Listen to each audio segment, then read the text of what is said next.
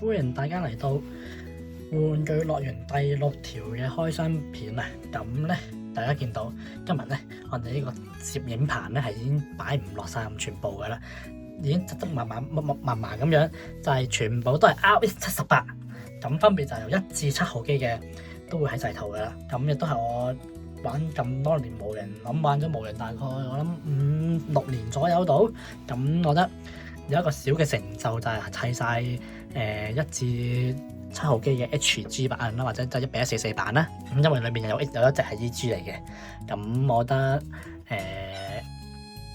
都係一個小嘅成就嚟嘅，可以砌得晒。無論係啲模型買完之後有心砌咗啦，然之後或者有啲模型可能好難揾嘅都揾到啊。咁係咯，我哋嚟開始今日介紹先。大家體諒一下，因為有啲模型都比較舊啦，我砌咗，咁都好軟賴，都唔能夠未必全部可以企得好、企得穩，所以我就唔難得擺好個 pose 個再陣型啦，就盡量唔喐佢啦，咁就慢慢一隻一隻咁 zoom 緊同大家講下啦。咁而家講第一隻啦，咁就係我上一集介紹過嘅新版7號機啦。咁主要嘅分享內容啊或者細節啦，都喺上一集講過噶啦。咁今日就唔太同大家講啦。咁呢隻就最新嘅7號機，就係2025年推出嘅。咁對上咧就係全裝甲7號機，咁合模型咧就好似係2009年發售啦。咁啲 detail 都上一集講過啦，咁就唔太特別講啦。因為咁多隻模型裏面咧，呢一隻咧而家個狀態最軟嘅，基本上係散收收啊，腳揈揈咁樣，所以一定要用個 stand 篤住先要做 display 度啲啦。咁跟住就到我介紹一下喺呢個堆模型裏面，我自己最中意嘅或者最有覺得最砌得最好嘅一盒模型咧，就係呢盒G06啊，泥岩啊6號機。咁呢一隻模型咧，我覺得係喺咁多盒模型裏面，即係咁多盒RX78模型裏面咧，呢隻係算係比較好高質嘅，無論佢嘅設計啊、分析啊，都做得好好，比其他嗰啲。咁陣間再對比其他嗰啲啦。咁呢隻其實基本上唔需要點樣分析嘅，基本上都分好晒嘅啦。我記得保色嘅地方都唔係好多嘅啫，我記得。咁因為佢係一個2019年好似係2019年嘅盒模型啦。其實佢所出嘅模型咧係已經係做得 HG 嚟講咧做得好好噶啦。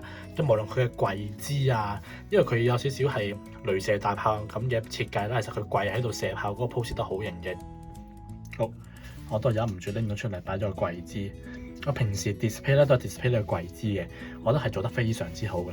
咁我覺得呢盒模型唔知係咪因為佢用咗新版6高個設計，我都唔係好知。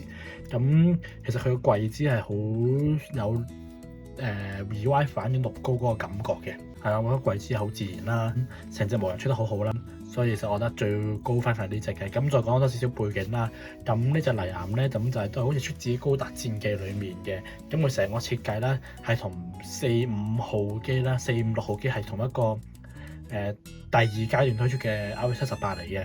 咁佢咩特別咧？就係一個重火力同支援嘅個型號啦。佢係為咗陸地上去打造嘅一個高達嚟嘅，因為佢模仿咗自護嗰邊嘅大魔啦，係用一個空氣浮動嘅形式啦。咁其實呢個高達咧，佢都係空氣浮動嘅，佢用咗佢兩腳側邊嘅一個噴射器，咁就去唔使點，即係唔係而係浮動咁樣，好似大魔咁樣咯，係參考咗嗰邊嘅。所以我覺得成個背景啊，或者成個設定啊，都係覺得幾吸引嘅一隻高達係。而呢個高達故事裡面咧，梗係喺最尾佢為咗掩護4、5號機嗰個母艦啦，飛馬號好似係上宇宙而獨自留守喺個基地度啦，同自護嗰邊去擋住自護嗰邊啦，令到4、5號機可以順利上到宇宙啦。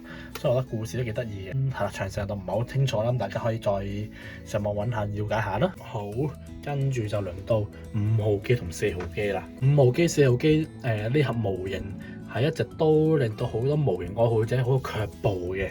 一嚟佢嘅模型 design 出得唔係幾好啦，特別佢嘅保色簡直保色地獄啊！我覺得最印象深刻咧就係佢個盾啦。佢個盾本身係成個白色嘅，大家見到係5號機同4號機啦，兩個盾啦，本身成個白色嘅，俾貼紙嚟貼。我當時用咗啱啱新手玩啦，我都用好多心機去點樣去剪咗啲遮蓋帶啊，貼住啊，然之後嚟噴油啊。咁我成隻紅色全部噴過晒啦，咁係噴咗好似係法拉利紅嘅。咁個藍色咧，我噴咗唔記得好似係我唔知邊隻藍嚟嘅，即係對一個新手嚟講，用愛發電咁完成咗呢兩隻模型。咁其實我對於自己嚟講，呢兩隻模型真係好印象深刻嘅。當時砌嘅時候，即係例如後面佢個燃料槽裏面嗰啲藍色啊，或者其他啲寶石嘅位置啊，手臂上啊啲寶石啊，都係藍色、紅色咧，都係要我覺得係寶石嘅，好似係啊。根本上係新手嚟講係對我嚟講係好高難度，當時係咁，so far叫用愛發電咁砌咗呢兩隻出嚟啦。再講多少少設定上嘅嘢啦，咁4號機、5號機係基本上係同一時間姊妹機咁推出嘅。咁5號機咧就右手邊紅色呢隻啦，咁就係一個手持呢個密林炮嘅，左手邊嘅4號機咧就手持呢個米加粒子炮啦。兩隻機個少少定位有唔同嘅設定上，咁5號機咧就係因為佢係為咗掩護4號機，所以裝密林炮咧係負責驅趕啲密集嘅敵人啦，令到佢啲敵人唔好來可以埋到4號機身啦。咁4號機身，咁4號咧就負責可以一槍擊破或者叫做一擊擊殺一擊擊殺咁樣去秒嗰敵人嘅。咁佢就憑住佢米加粒子炮啦，一嚟佢儲電要時間啦，然之後就一炮打去人哋可能母艦啊或者人哋基地咁樣啦。故事上啦，咁就係嚟自呢一個閃光的盡頭，好似係外傳嘅故事。最尾故事就係講到4號機就要處嗰個米加粒子炮啦，5號機就負責去擋住敵人啦，然之後就等到4號機去發炮啦，發完炮之後4號機就自爆咗啦，好似係，所以故事上幾得意嘅都係。而同一時間咧，佢兩隻機咧除咗個武器唔同之外，即係主武器唔同之外啦，其實佢嘅副武器又係啲即係雷射槍啊，或者激光劍啊，都係同等嘅一啲裝備嚟嘅，係。所以模型上好多可以用到兩個係共舞嘅一啲嘅配置啦，所以係兩個模型一齊出嘅，記得好似都比較早期嘅啦。而佢哋嘅寶石地獄咧，係令我哋諗起好似蒼白騎士啊、Pure Rider 咁樣咧，嗰個難度嘅都係因為蒼白騎士嗰系列都出名係寶石地獄嚟㗎啦，無論係邊一個型號嘅蒼白騎士都係一樣。咁而呢兩隻咧，我記得係啱啱同一個嗰個時期推出嘅，咁所以其實佢嘅成個模型嘅定位咧，其實都係好差唔多啦，都係呢個 level 啦。好啦，咁4、5號機就講住咁多先啦。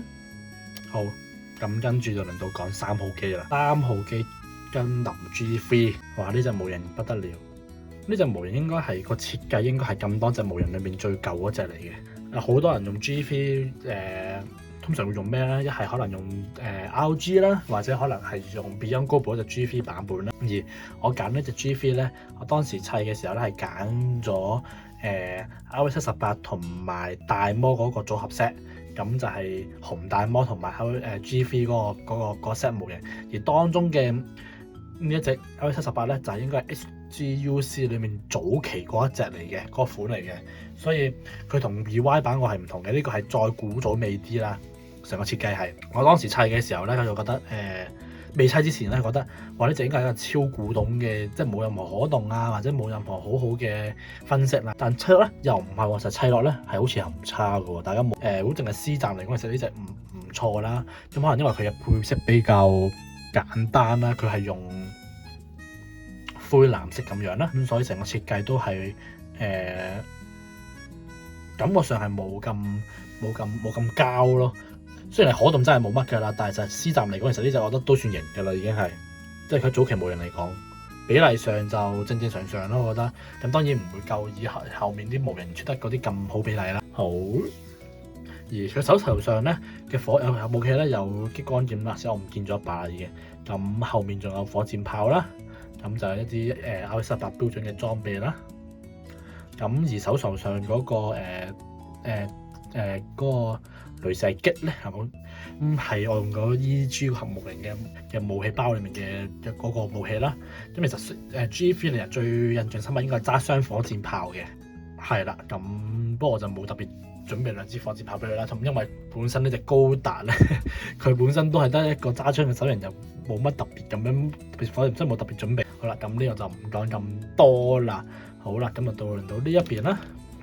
呢邊就RX78 2號機啦，咁我選擇嘅模型咧就係一個GTO 版啦，當然係，因為我覺得喺 HG 裏面咧 GTO 版係出得最靚仔、最無論比例上啦，或者佢嘅detail 上啦都好足啦。咁當然啲人話啲話係佢 GTO 版係過分 detail 嘅，咁各有各喜好啦。我覺得係我自己好啱我口味啦。而我所揀呢個版本咧就係 PB 嘅德安之道嗰隻 RX-78 2號啦。咁佢同通版有啲唔同咧，就係佢嘅白色咧係有少少乳白嘅一個感覺啦。咁係配色上少少唔同嘅啫。其實成隻模型係一樣。我中意就拎晒所有武器起身啦，無論佢係前期型、中期型啦，佢裏邊包嘅兩把唔同嘅雷射槍啊，一把就係前期，一把就係中期啦。因為火箭炮啦、盾牌啦，甚至佢個膊頭嘅嗰個好似叫火箭炮啊定雷射炮，唔記得咗啦。之後雷射劍啦，咁我全部都裝晒上身嘅，中意係平時咁都講 display 嘅啦。好，咁2號機就唔講咁多，講到呢度先啦。再落咧就講1號機啦，好高達1號機。咁1號機咧係1:144嘅比例上咧係冇出過模型嘅，好似係。我唔肯定記唔記得 PB 有冇出過，應該冇啊。1:144。咁呢隻咧我係用咗 HG 嘅唔係 HG 嘅 RX-78咧去改色嘅。我用咗EG 盒咧連埋武器包嗰盒，即係大盒少少個盒啦。佢裏面包咗流星錘啊、呢把擊啊，咁仲有啲小武器咁樣啦。咁個版本嘅，咁基本上我就全隻噴咗佢好似拍手遊嘅，而家係手遊嘅就係。我有全隻手遊咁樣啦，白色啦、黑色啊都係手遊嘅。至於武器咧，我揸翻佢嗰個雷射槍啦。咁設定上咧，1號機應該係可能仲係揸緊，應該係揸綠高嗰隻咧嗰隻斗槍嘅，嗰隻好似係咩牛屬式機關槍，係啦。咁就手揸流星錘啦。咁因為冇咁追求 detail 咧，就照揸翻雷射槍就算啦。雖然喺設定上佢可能啲噴口位啊，或者有啲夾位咧係同2號機有少少唔同嘅，不過就用 EG 好難做到個分別啦。咁我都冇特別去 detail，就改一色就算啦。好啦，咁咧就好快咁同大家一齊高呼咗，我覺得呢個模型上嘅小成就啦，就係砌晒高達1至7號機嘅作品啦。咁當然啦，喺 RX-78咧係仲有其他款嘅，例如我自己就改咗呢一隻模型啦。好，咁都係用 EG 改出嚟嘅。咁用個盾牌就用咗格魯古古 H 嗰頭模型嘅盾牌啦。呢隻就係自護量產嘅 RX-78，好似叫做 RX-78 2/1啦，即係自用1咁樣啦。哎呀，因為要用 EG 嘅關係啦，所以嗰啲關節啊已經軟到冇得再軟啦，可以揈咁樣嘅啦，已經可以去到。係啦，咁我就水貼就係咁樣貼咗啲自護水貼咁樣啦。咁設定上佢係喺機靈之野望呢隻 game 裏面啦，好似係成功搶到 RX-78之後咧，就再量產出嚟嘅逆向工程咁樣，再量產翻隻 RX-78出嚟啦。咁就係呢一隻模型嚟嘅。我覺得個色咧，我覺得自己都手遊上去啦，我都係算係做得好好嘅啦，我覺得係。